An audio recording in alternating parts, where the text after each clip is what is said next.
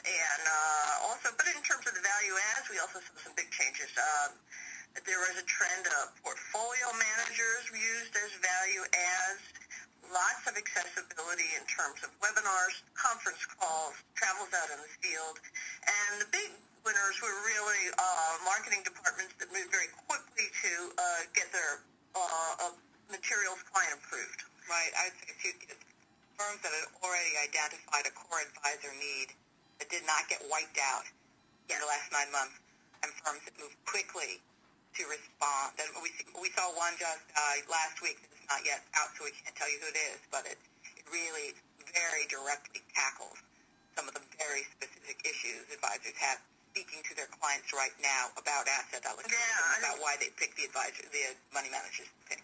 And the Ivy funds in particular, and this is not confidential, they have about 90% of their materials client approved now. That's a big deal. And there has been a very heavy focus as well on how to crack that RIA market and the independents. And here's what I'll say about that.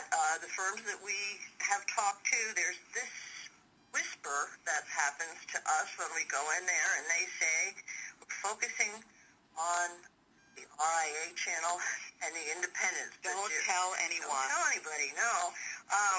But everybody's going that route, obviously. But there are some very different specific strategies.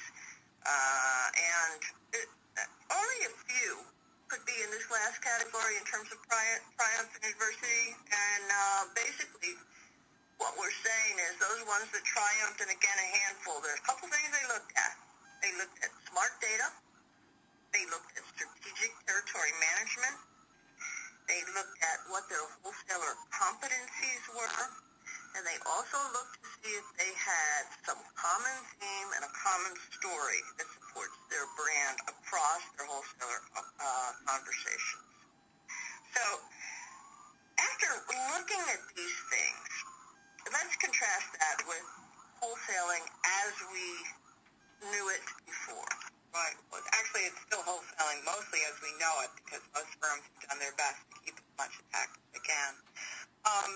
Again, we're huge fans of wholesalers, and we just want to make certain you understand we don't believe they're going away. But it is, I think, important for us all to state that it is an expensive model to have people out in the field touching so many advisors. We'll talk more about segmentation in a minute. And that we do wonder, and we really have, as the sun began to appear on the horizon, and we talked about this back to basics, whether or not we as an industry have become too locked in to some beliefs about the way wholesaling should be done, and whether or not we can afford to keep doing those things, and quite frankly, whether or not they are in this environment the best option for us. Here are the things we are hearing about again. Number one thing we're hearing from everyone in the last month is boots on the ground, face-to-face, chest-to-chest. We need to get more people out in the field. We need to get them going out there. Don't disagree with that, but we're going to talk about whether they're in front of the right people.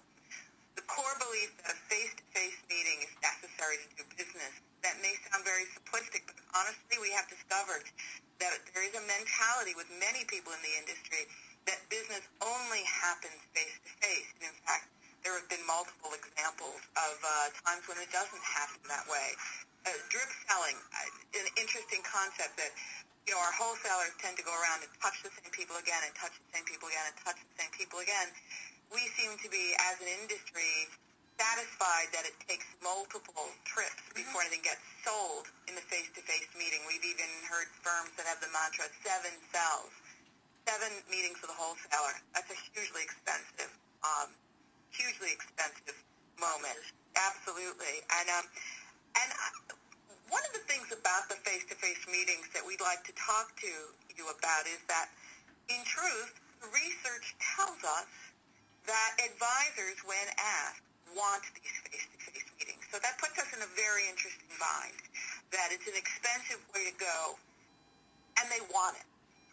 And I would say that's true, too, for many of the advisors that are out there now. The reality, though, is that some of the advisors are younger, and they haven't had that, they don't necessarily have that preconceived notion. So some things are changing a bit. But, yeah, the wholesaler, the advisors out there do say, Yeah, that's what I've always known. That's what I've always known. And that's where we come to what we call it interactive communications, an ATM moment. Love that. ATM moment as in the machine you get your cash from. Both Marion and I, well, we were only 10 at the time, but we do remember when ATMs were introduced to the world. And the banking industry at the time, the consumer banking, retail banking industry, did an enormous amount of research to ask people whether or not they would like to get their money and make deposits into a machine. And the answers were resoundingly absolutely not. Under no circumstances. I'd rather die than interact with. Why would I trust a machine? Why would I trust with a machine? And the research was extremely conclusive. And by the way, the consumers had very good reasons. They liked the personal interaction of work with the tellers. They felt unsafe. They were uncertain that the machine had the capability to do. And as we all know, fortunately for all of us, the banking industry ignored that research, went out and moved into the ATM business, and very rapidly the ATM became the dominant way and the preferred way. And I'm certain I'm talking to a lot of people here who don't spend a lot of time on teller lines. And that's what we call an ATM moment, which is when the research says one thing, and if you think about it, it's based on the person being told not really knowing what it's like to be treated in another way. And quite frankly, what I think we can say here is a lot of advisors are leery about phone and internet-based interaction because they have not encountered high-quality phones and internet-based reaction. So that's what we're saying here. It's interesting. I did an interview with some of the top advisors actually in the country, and several of them said, I will not take a call from an internal wholesaler simply because their experience was not a good one. It was a bad one, yeah. I want to touch very, very briefly on the last point because I want to talk about segmentation here, which is that this belief we as an industry seem to have held very dear, that the wholesaler owns and is a major component of business intelligence. And clearly they are a huge component of business intelligence. What you gain by being in the territory, by sitting face-to-face with the advisors is, in fact, very important. But the reality is there's a lot more business intelligence out there, much more than any single human being could ever hope to accumulate. And so we're suggesting that as you look at these things, not that you throw them out, but that you question whether or not they are right for you going forward. The biggest thing, of course, as we think back on it, though, is looking at wholesaling as we know it, it comes down to the question is, given everything that's happened, are wholesalers, in fact, focused on the right advisors? And what we're going to suggest to you, did I do the wrong thing here? The one before that. One before that? Yeah. There we go. Sorry about that. We're just going to give you a phrase you all know well, which is, in this past performance is no guarantee of future results. I think we all remember that one. And what we mean by saying that to you right now is that we as an industry have embraced for many years the classic segmentation based on past production. You get an A, B, and a C. The A is the advisors brought me the most. The B is the advisors brought me the second most. C is the advisors brought me the third most.